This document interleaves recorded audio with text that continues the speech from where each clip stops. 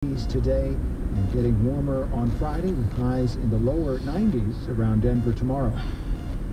Good morning. I'm Steve Inskeep with the downside of being the city of love. Paris is trying to solve a problem. People have been locking padlocks on a bridge over the River Seine as a symbol of their love. So many attached lovers' locks, the weight is damaging bridge railings. Authorities are urging people instead to take a selfie as a symbol of their love. Tourists interviewed by the Associated Press have had a consistent reaction to this proposed alternative.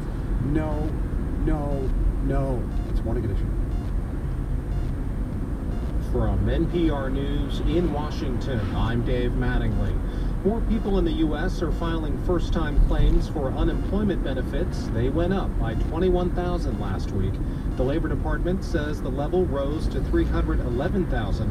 That's a number still close to pre-recession levels.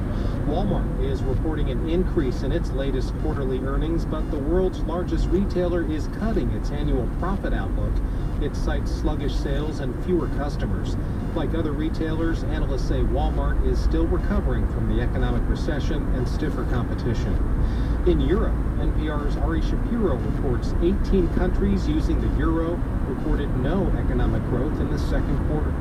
Germany is Europe's economic heavyweight, and its economy shrank last quarter for the first time in more than a year. France cut its growth forecast in half.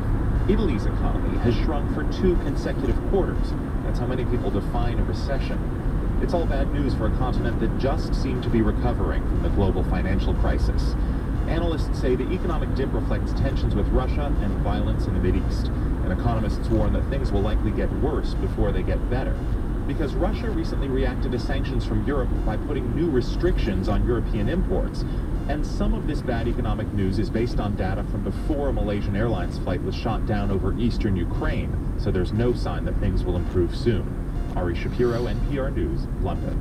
The latest ceasefire in Gaza between Israel and Hamas has been extended for another 5 days.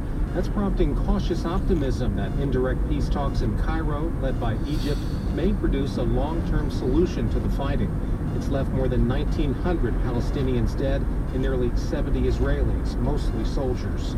A U.S.-led rescue mission of Iraqi refugees trapped by Islamist insurgents on Sinjar Mountain in the country's north may not happen after all. That's according to Defense Secretary Chuck Hagel.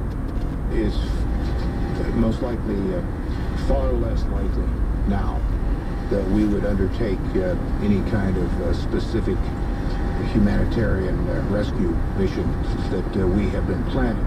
The reason, U.S. officials say there are far fewer refugees than first believed still on that mountain. They say